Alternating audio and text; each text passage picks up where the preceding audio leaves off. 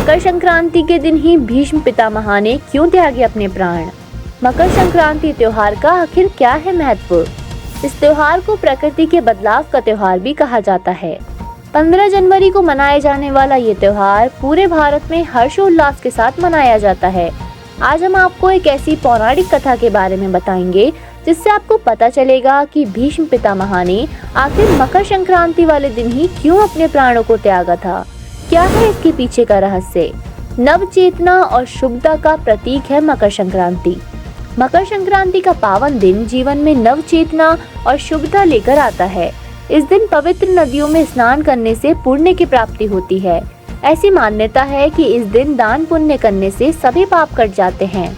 शुभ और नव चेतना का ये पर्व हम भारतीयों में हर्षोल्लास भरता है। मकर संक्रांति एक ऐसा त्योहार है जिसे भारत के अलग अलग राज्यों में कई नामों से जाना जाता है। कर्नाटक में इसे संक्रांति के नाम से जानते हैं। आपको बता दें कि इस त्योहार को मकर संक्रांति कहने का एक वैज्ञानिक कारण है। इस दिन सूर्य धनु राशि को छोड़कर मकर राशि में प्रवेश करता है। इस दिन राशि का प्रवेश करना संक्रांति कहलाता है और ये मकर राशि में प्रवेश करता है, इसीलिए इसे मकर संक्रांति त्योहार कहा जाता है। तमिलनाडु और केरल में पोंगल के नाम से ये त्योहार मनाया जाता है। पंजाब और हरियाणा के राज्यों में इस त्योहार को माघी भी कहते हैं, क्योंकि हिंदी महीने के अनुसार ये त्योहार माघ में पड़ता है और माघ का महत्व पुराणों में वर्णित है। मकर संक्रांति को उत्तरायण गुजरात और राजस्थान में कहते हैं।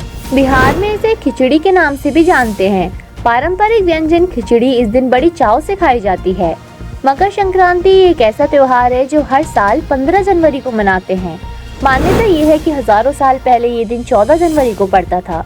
उत्तरायण का दिन बड़ा ही शुभ होता है। इस दिन दान करना और पूजा पाठ करना शुभ फल देने वाला है।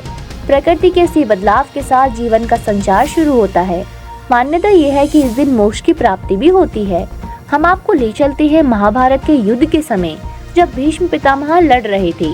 धनुष तीर संचालन में दक्ष अर्जुन से उनका सामना हुआ। अर्जुन के तीर से भीष्म पितामह घायल हो गए। उनके शरीर में सैकड़ों तीर लग चुके थे। आपको बता दें कि उनको इच्छा मृत्यु का वरदान था, लेकिन जब वे बाण से घायल हुए तब सूर्य दक्षिणायन में थे। शास्त्रों के अनुसार जो लोग उत्तरायण में अपने प्राण त्यागते हैं उन्हें मोक्ष की प्राप्ति होती है। इस जीवन मृत्यु के चक्र से मुक्ति मिल जाती है।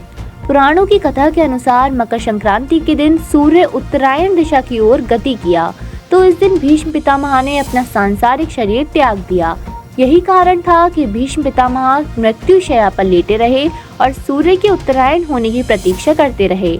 युद्ध के समय मृत्युशैया में लेटे हुए भीष्म पितामह ने प्राण त्यागने का समय मकर संक्रांति के दिन को चुना था। आपकी जानकारी के लिए बता दें कि महाभारत के अंतिम अध्याय में भीष्म पितामह के प्राण त्यागने का वर्णन मिलता है। मकर संक्रांति की कई पौराणिक कथाएं हैं। भागीरथी ने अपने पूर्वजों को मोक्ष दिलाने के लिए स्वर्ग लोक से गंगा का अवतरण कराया था। मकर संक्रांति के दिन ही गंगा देवलोक से उतरकर पृथ्वी लोक में बहने लगी थी।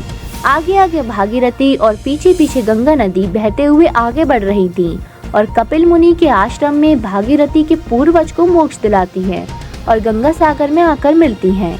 तब से लेकर अब तक करोड़ों मनुष्य के पाप को मुक्त कराती आ रही है गंगा नदी, इसलिए गंगा को मोक्षदायिनी भी कहा जाता है। मकर संक्रांति का त्योहार एक तरह से अनेकता में एकता का त्योहार है। अलग अलग भौगोलिक स्थिति के कारण भारत की आत्मा उसकी संस्कृति है और ये संस्कृति प्रकृति के द्वारा संचालित होती है।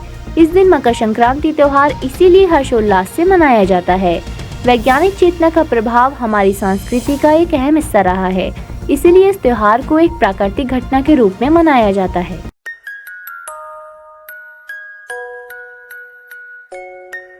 ऐसे ही और ताज़ा तरीन खबरों के लिए देखते रहिए आजकल वेब टीवी।